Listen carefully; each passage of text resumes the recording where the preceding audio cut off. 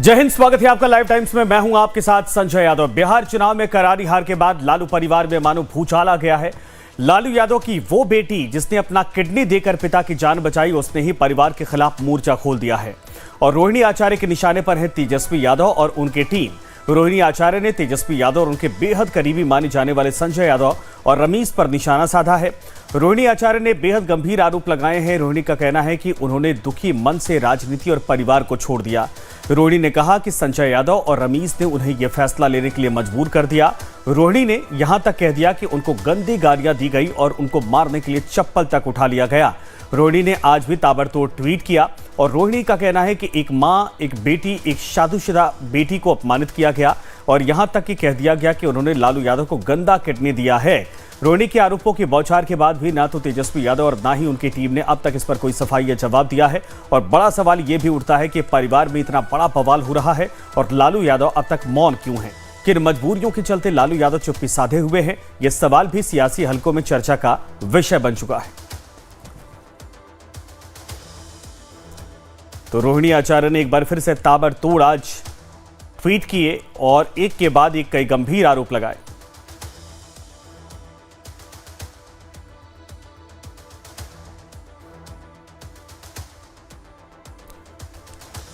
तो चुनाव में कड़ी हार, लालू परिवार में तकरार। अब देखना यह है कि इस पूरे मामले पर क्या वाकई में कोई जवाब आता है, क्योंकि गंभीर आरोप लगे हैं तेजस्वी पर भी और तेजस्वी की टीम पर भी। और जो कल से लेकर आज तक टिप्पणी है वो साफ तौर पर यह दिखाता है कि परिवार और पार्टी छोड़ने का, राजनीति छोड़ने के पीछे की वजह न सिर्फ मतभेद बताया जा रहा है, बल्कि यह भी कहा जा रहा है कि जो आरोप थे वो जानबूझकर रोहिणी पर डालने की कोशिश हो रही थी। लेकिन जब विरोध किया गया और जो खुद को रणनीतिकार कहते हैं तेजस्वी के, उनको लेकर भी ये कटाक्ष रोहिणी यादव का सामने आया।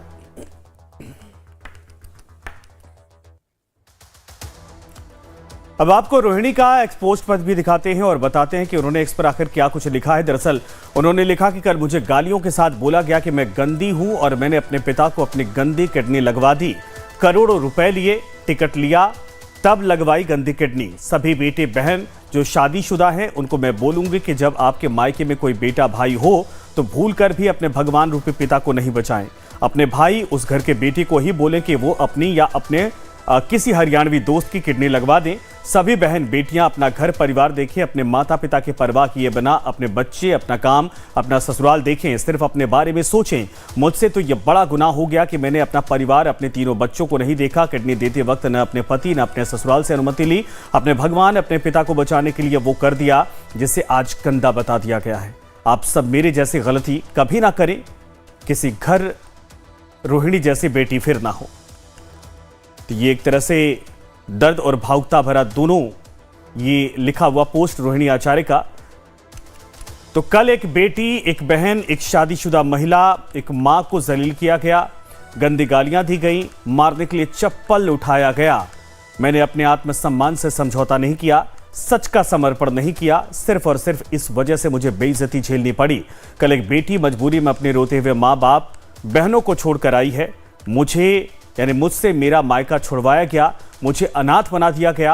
आप सब मेरे रास्ते कभी ना चले, किसी घर में रोहिणी जैसी बेटी पैदा ना हो। ये रोहिणी आचार्य का ट्वीट, एक के बाद एक कई ट्वीट उन्होंने आज किया। और कल एयरपोर्ट पर जो बयान था वो हमने आपको सुनवाया था, उसमें भी उन्होंने कहा था कि चप्पल उठा के मारने के लिए कहा जाता है, गालियां दी जाती है। और आज उससे भी एक लाइन ऊपर कि अपने गंदी किडनी देने का आरोप लगाया गया है। और अब आपको रोहिणी आचार्य की बाइट सुनाते हैं जो कल उन्होंने पटना छोड़ते वक्त एयरपोर्ट पर दी थी। पिताजी को छोड़ने की बात कर दिया। नहीं, मेरा कोई परिवार नहीं है। अब ये जाकर के आप संजय, रमीज, तेजस्वी यादव से पूछिए, मेरा कोई परिवार नहीं है। वही लोग निकाला है हमको परिवार से, क्योंकि रिस्पॉन्सिबिलिटी लेना नहीं है उनको। पूरा दुनिया बोल रहा है जो चाणक्य बनेगा तो चाणक्य से आप सवाल पूछिएगा। जब कार्यकर्ता चाणक्य से सवाल कर रहा है, पूरा देश दुनिया सवाल कर रहा है कि पार्टी का ये ऐसा हाल क्यों हुआ।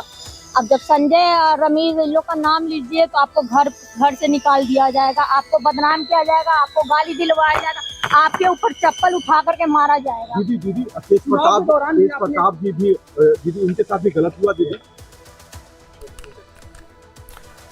तो रोहिणी ने आरोप क्या लगाए हैं, जरा एक एक करके मैं आपको पॉइंटर के जरिए समझाता हूं। दरअसल एक बेटी, एक बहन और मां के तौर पर अपमानित किया गया है मुझे। इसके अलावा मुझे गंदी गालियां दी गई, मारने के लिए चप्पल तक उठाया गया और गाली देकर कहा गया कि मैं गंदी हूं और कहा गया कि पिता को गंदी किडनी लगवाई है, मैंने डोनेट जो की है वो गंदी किडनी है। परिवार छोड़ने के लिए मुझे मजबूर कर दिया गया। तो रोहिणी के आरोपों पर यह बड़ा अब सवाल है कि जो उन्होंने कहा, रोहिणी आचार्य ने जो कहा है, किसने चप्पल उठाया उनके ऊपर, अब ये सवाल। रोहिणी आचार्य को किसने गंदी गालियां दी, राजनीति छोड़ने के लिए किसने मजबूर कर दिया, परिवार से नाता तोड़ने के लिए किसने मजबूर किया है और पिता को किडनी देने वाली किसने आखिर ये अपमान किया है, गालियां दी हैं। लालू यादव क्यों हैं अब तक मौन, सबसे बड़ा सवाल यही है। क्या लालू प्रसाद यादव भी हो गए हैं मजबूर, ये भी सवाल है। तेजस्वी की तरफ से क्यों नहीं अब तक आवाज या इस पर जवाब दिया गया है। लालू परिवार का राजनीतिक भविष्य क्या होगा, ये सबसे बड़ा सवाल बिहार के लोग भी पूछ रहे। और रोहिणी आचार्य का अगला कदम अब क्या होने वाला है। तो आप समझिए कि रोहिणी ने कई संकेत भी दिए हैं, लेकिन परिवार के भीतर की वो दरार अब सड़कों पर है। अब आपको समझाते हैं कि जिनके ऊपर आरोप लगाए गए हैं संजय यादव, वो कौन है। आरजेडी से राज्यसभा सांसद हैं, तेजस्वी यादव के काफी करीबी हैं, तेजस्वी के राजनीतिक सलाहकार और रणनीतिकार भी हैं, आरजेडी के सबसे खास रणनीतिकार में से एक माने जाते हैं। हरियाणा के महेंद्रगढ़ जिले के रहने वाले हैं। साल 2012 में आरजेडी के संग जुड़े। तेजस्वी के संग काफी पुरानी दोस्ती भी है और रोहिणी आचार्य ने संजय यादव पर निशाना साधा। लालू परिवार की कई सदस्यों के निशाने पर भी रहे हैं। तेज प्रताप बार बार इन्हीं को दरअसल जयचंद कहते रहे हैं और परिवार में फूट डालने का आरोप लगाते रहे हैं। तो संजय यादव का ये जो पहचान इस वक्त हमने आपको बताई कि कौन है वो, लेकिन अब आपको बताते हैं कि एक और नाम जो रोहिणी आचार्य ने लिया था वो था रमीज का। वो कौन है तेजस्वी यादव के, आप समझिए।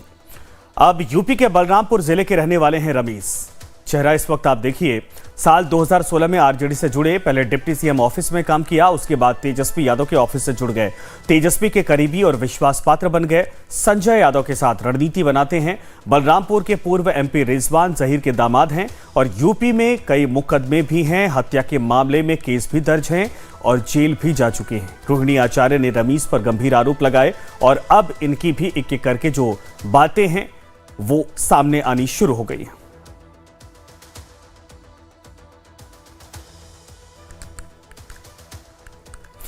तो हमारे साथ मेहमान जुड़ गए हैं। यूसुफ अंसारी वरिष्ठ पत्रकार, भूपेंद्र यादव बीजेपी प्रवक्ता इस वक्त जुड़ गए हैं और इसके अलावा उत्पल वल्लभ आरजेडी प्रवक्ता जुड़ गए हैं, किशोर कुणाल जेडीयू प्रवक्ता जुड़ रहे हैं। आप सभी का स्वागत है। साथ में दिलीप सिंह हमारे एडिटर इन चीफ भी हमारे साथ जुड़ गए हैं। आप सभी का वेलकम है।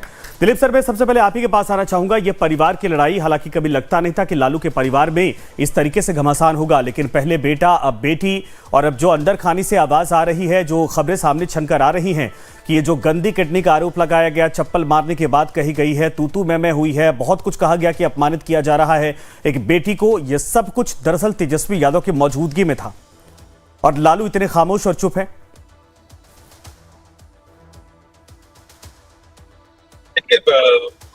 संजय,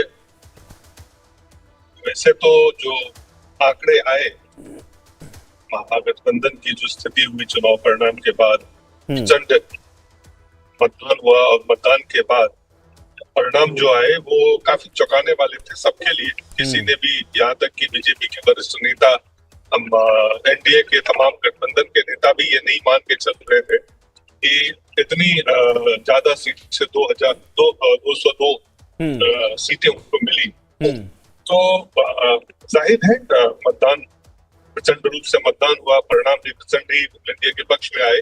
लेकिन अब अगर उसको आप देखें, आज जो कुछ 2 दिनों से सामने आ रहा है, तो क्या ये स्थिति पहले से बनी थी, विस्फोटक स्थिति पहले से वहां थी, और ये स्थिति जो है जैसे ही हार हुई उसके बाद चीजें बिल्कुल हाथ से निकलती हुई दिखाई दे रही।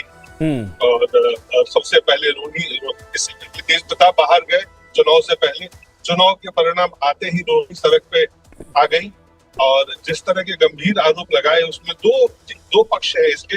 एक है जो निजी पक्ष है, जो पारिवारिक पक्ष है, और दूसरा है जो राजनीतिक पक्ष है। जो दोनों चीज रोहिणी ने कहा है। एक तो रोहिणी ने कहा कि जो चाणक्य बनते हैं उनसे आप पूछिए, पार्टी के कार्यकर्ता उनसे सवाल पूछ रहे हैं, उनका जवाब देना चाहिए, तो वो राजनीतिक पक्ष है। और दूसरा जो कहा कि जो इमोशनल और एक बेटी की पीड़ा बयान किया है, तो दो पक्ष है इसकी।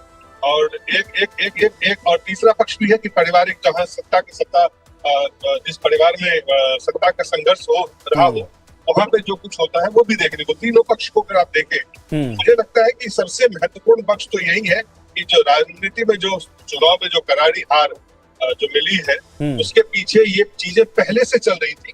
अब सामने हार के बाद ये हमें सामने दिखने लगा। तो एक पक्ष तो ये है, जो अगर करारी हार हुई है, अगर चीजें इतनी बदतर थी पहले से, जो अब खुल के सबके सामने है, टेलीविजन पे है, सोशल मीडिया पे है, सब लोगों के बीच में है, आम लोगों के बीच में है, इसका मतलब इसकी पटकथा, ये तमाम चीजें पहले से हो रही थी। ये तमाम चीजें पहले से थी वहां मौजूद, और हम उसका सिर्फ एक अब परिणति देख रहे हैं। नहीं, इसमें कई पहलू हैं। पॉलिटिकल तो समझ में आता है कि संजय यादव को न तेज प्रताप पसंद करते थे सर, न ही रोहिणी भी पसंद कर रही हैं, और ये भी कहा जा रहा है कि रोहिणी के ऊपर पूरे आरोप डालने की तैयारी थी, और यहां तक कह दिया गया था इस तूतू मैमे में कि जो चाहती थी आप वही हो गया। बाद में उन्होंने जब विरोध किया तो उसके बाद चप्पल और तमाम चीजों की बात आई। लेकिन दूसरा जो पहलू है कि एक पिता के तौर पर जिसकी जान बचाने के बाद, या जिसकी कोशिश की इन्होंने अपनी किडनी देकर, उसको तक यहां तक कलंकित किया जा रहा है कि ये गंदी किडनी थी, तुमने गंदी किडनी दे दी है पिता को। ये सब बातें इस परिवार के भीतर किस लेवल तक चीजें खराब हो चुकी हैं ये दर्शाती हैं। और अब तो लोग पूछ रहे हैं कि भविष्य क्या है फिर इनका। देखिए, सत्ता संघर्ष में और किसी भी राजनीतिक परिवार में ये जो पीछे का ड्रामा है, इसमें कई चीजें जो लोग जानते हैं। यहाँ पे बहुत सारे वरिष्ठ पत्रकार भी हैं, राजनीतिक दल के प्रवक्ता भी हैं, आरजेडी के भी प्रवक्ता है आपके पास, आप उनसे जवाब ले सकते हैं। लेकिन कुल मिला के जो चार पक्ष मैंने बताया, एक पारिवारिक पक्ष है, एक राजनीतिक पक्ष है, एक इमोशनल जो पक्ष है, और एक जो कंप्लीटली चुनाव परिणाम जो आए हैं।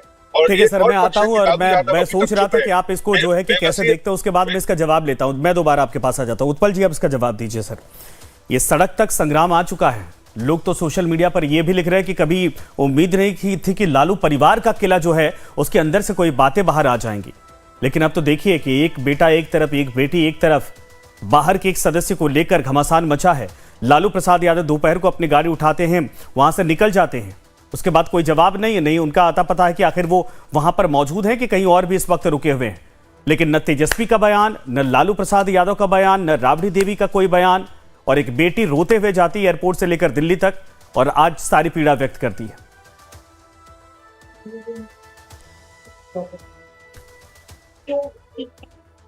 उत्पल जी,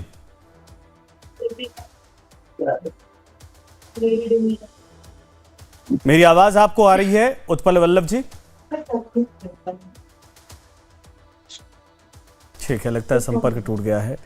किशोर कुणाल के पास चलते हैं। किशोर जी, आप तो साथी भी रहे हैं लालू परिवार की, ठीक है अब तो रास्ते अलग हैं, लेकिन नीतीश जी बार बार जाते रहे, कई बार ऐसा हुआ है कि मशवरा भी हुआ है, खूब चूड़ादही भी होती रही है, बहुत करीब से जानते हैं। ये अंदर की चीजें क्या हैं? ये बिखराव के संकेत मिल रहे, या पार्टी में जो पावर संघर्ष है उसका ये असर दिख रहा है, या फिर ये छटपटाहट दिख रही है कि तेजस्वी यादव के सामने अब किसी की नहीं चल रही है? संजय जी नमस्कार आपको। देखिए, ये दुखद पहलू है, वाकई दुखद है कि एक बड़े राजनीतिक परिवार में एक पारिवारिक कह सकते हैं संकट का दौर चल रहा है। एक बेटी, एक माँ, एक पत्नी और एक बहन को जिस प्रकार से दिल्ली से, पटना से दिल्ली जाना पड़ा है या सिंगापुर जाना पड़ा है, मुझे नहीं पता वो कहाँ गई है, जिस अंदाज में गई है, जिस प्रकार से अपना दर्द को बयां करते हुए गई है, वह दुखद है। मुझे लगता है इस पे टीवी चैनल पे डिबेट अधिक नहीं होनी चाहिए, लेकिन प्रॉब्लम ये है, हम समझते हैं कि राजनीतिक दल के होने के नाते, रोहिणी जी लोकसभा की प्रत्याशी भी रही थी और लगातार वो अभी हम सोशल मीडिया प्लेटफॉर्म पर पार्टी का पक्ष रखती रही है, अपनी राजनीतिक विचारधारा को। नहीं, लालू का परिवार ठीक है, व्यक्तिगत तौर पर आप बोल रहे हैं, लेकिन ये पॉलिटिकल फैमिली है और यहाँ से बिहार में असर पड़ता है। अगर कोई बिहार की बेटी बिहार छोड़ते वक्त एयरपोर्ट पर रोती हुई जा रही थी, क्यों ना चर्चा होनी चाहिए? अगर उसको चप्पल से मारने की बात हो रही थी, क्यों नहीं चर्चा होनी चाहिए? देखिए, यही तो दुखद है ना कि एक दल के तौर पे प्रतिक्रिया देना आसान होता है, लेकिन एक परिवार के तौर पर जिस प्रकार से एक बाहरी व्यक्ति लालू प्रसाद यादव जी के परिवार में आग लगा रखा है, और बार बार नाम लेकर बताया जा रहा है संजय यादव तो परिचित हैं, लेकिन जिस रमीज का नाम लगातार लिया जा रहा है, मैं आज सोशल मीडिया देख रहा था, कई सारे क्रिमिनल केसेस हैं उनके ऊपर, हत्या के केस के आरोपी हैं, जमानत पे चल रहे हैं, और उस व्यक्ति के द्वारा लालू प्रसाद यादव जी की इस पुत्री को अमर्यादित व्यवहार या अमर्यादित शब्दों का इस्तेमाल किया जाना, ये बताता है कि अंदर से राजद कितना खोखला हो चुका है। ये बताता है कि माई बहन मान योजना चलाने वाले मान सम्मान भी एक दूसरे का नहीं, खोखला तो होना तो वो साफ तौर पर दिख रहा है, लेकिन पारिवारिक रिश्तों के मान मर्यादा ये सब कुछ सड़क पर लाकर पूरा एकदम कहा जाए कि तहस नहस करने की तैयारी की जा रही है। या तो ना समझी है, मैच्योरिटी है, या फिर जो है कि अब सब कुछ पावर के नशे में सब कुछ जो कहा जाता है ना अंधा हो जाता है इंसान, वो दिख नहीं रहा है। भूपेंद्र यादव जी, बीजेपी के कई नेताओं ने कहा है, दिलीप जायसवाल को मैं सुन रहा था, उन्होंने कहा कि भाई लालू जी के परिवार का मसला है लेकिन हम चाहेंगे कि सब साथ में रहें। अब बीजेपी जो एंटी बिल्कुल कही जाती है, अगर उसके नेता तक ये कह रहे हैं तो फिर परिवार के भीतर ये लोग नहीं समझ रहे। ये संजय यादव का जो के ऊपर जो आरोप है और दूसरा जो नाम सामने आया उसके ऊपर आरोप है, सवाल इससे भी बड़ा हो जाता है कि बिहार की एक बेटी थी जिसको आदर पूर्वक पूरा बिहार सम्मान देता है, पिता की जान बचाने के लिए अपनी किडनी दे दी, अपनी जान की परवाह नहीं की। देखिए, उस बेटी को तो हम लोग जानते हैं, गौरव महसूस करते थे जब आदरणीय लालू प्रसाद जी हमारे बिहार के डायनेमिक पर्सनालिटी थे पूर्व में, और उनकी बेटी जो है, बताइए कि उनकी 7 बेटी 2 बेटा, ये जो है ना, जब बेटा नहीं किडनी दिया, जो कि धन का जो है ना भोगवैया बेटा होता है, और बेटी रोहिणी आचार्य ऐसा बेटी, धन है बेटी, ऐसे बेटी ईश्वर सबको दे, जो अपनी किडनी दान दे करके अपनी जान पर बाजी लगा करके हमारे देश के आदरणीय लालू प्रसाद जी का जो है ना जान बचाने का काम किया। और वैसी बेटी को जानते हैं ये लोग एकदम धृतराष्ट्र और गंधारी का रोल करके इस बेटी को मान सम्मान भी लोग नहीं दिया और घर से बाहर निकाल दिया। ये तो बड़ी भारी दुर्भाग्यपूर्ण बात है रे भाई। इन लोगों को न जाने भगवान को बुद्धि दे दिया, क्या हुआ, ये लोग बिहार की सम्मानित जनता ने ऐसा न जन्मत दिया, ये लोग पूरे परिवार एकदम नर्वस सिस्टम में चल रहे हैं, और अनाप शनाप जो है ना बयान देना। एक उनका सुनील सिंह कहते हैं कि हम नेपाल बना देंगे, बांग्लादेश बना देंगे। ये सारे लोगों का कल्चर जो है ना एकदम पटल पड़ा गई है भाई। यही बात यदि शायद इलेक्शन से 2 दिन पहले कहे होते तो शायद इनका 25 को 24 को सीट आया है, वो भी इनका नहीं आता। तो देखिए, ये लोग आज से नहीं, पूरे परिवार, देखिए ये लोग कोई ऐसा सगा नहीं जिसको ये लोग ठगा नहीं।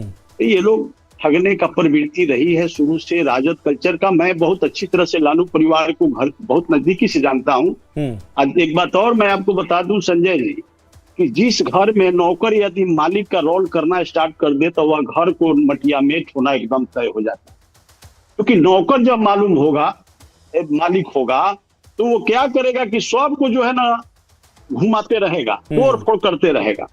तो जब से संजय यादव आया है हरियाणा का, न जाने इस परिवार को क्या भारी गुण है रे भाई। कौन ऐसा इनकी कमी को जानता है, वो संजय यादव, जिसको बताइए बिहार का जदू वंश एकदम जी जान लगा करके 35 वर्षों से अपनी प्रतिष्ठा को दाव पर लगा करके इनको मदद करके, और मुसलमान भाई बिहार का जो है ना माई समीकरण इनका जो है ना मदद करते रहा। और जब जब जो है ना राज्यसभा और विधानसभा देने की, MLC देने की बात आई, तो इन्होंने क्या किया, हरियाणा से संजय यादव, नहीं राजनीतिक तौर पर ठीक है, समझ में आता है, आप उसको क्रिटिसाइज करिए, लेकिन मुझे पहली बार दिख रहा है कि लालू परिवार में इस बेटी को लेकर बीजेपी भी साथ में खड़ी है, कि जो किया जा रहा है उसके साथ गलत है एकदम, है ना। सुन लीजिए, ये बिहार की बेटी है, और ऐसी बेटी पूरे हम समझते हैं कि हर किसी को दे रहे भाई, जो अपने पिता के लिए इतनी बड़ी कुर्बानी दी है। और वैसी बेटी के साथ ये लोग कहता है कि चप्पल से निकाल के मारे।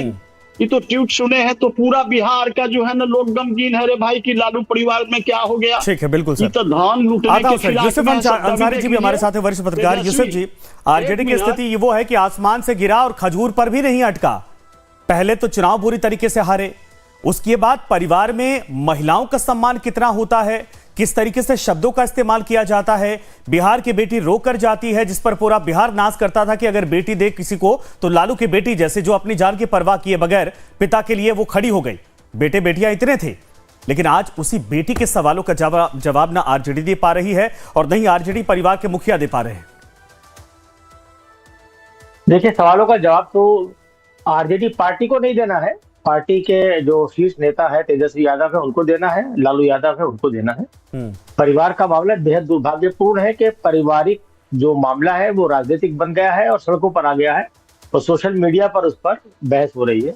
आज ये सोचने का विषय है कि रोहिणी आचार्य को आज ये कहना पड़ रहा है कि साहब अगर आपके पिता भगवान तुल्य भी अगर हो तो ऐसे परिवार में उसकी जान बचाने के लिए किडनी मत देना, बल्कि अपने भाई से कहना कि तुम अपनी किडनी दो या अपने हरियाणा से आए हुए दोस्त की किडनी दो।